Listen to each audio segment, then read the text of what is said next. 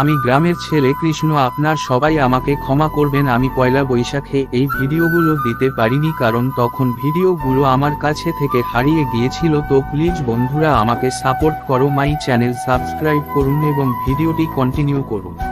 কিছু কিছু সুখে এত খুশি থাকে মিশে,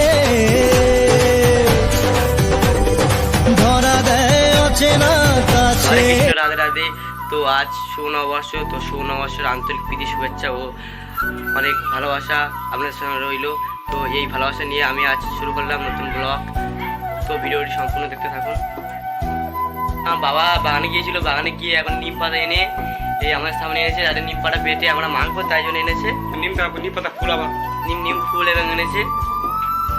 সো গাইস, তো আপনারা দেখতে পাচ্ছেন যে আমার বোন এখন নিম হলুদ বাড়ছে এবং আমার মাই বসে আছে। তো আমি এখন ঘুম থেকে উঠেছি, তো তা ঘুম থেকে উঠে মাখবো বলে, তাই জন্য আমাদের এখন বাটা হচ্ছে নিম হলুদ।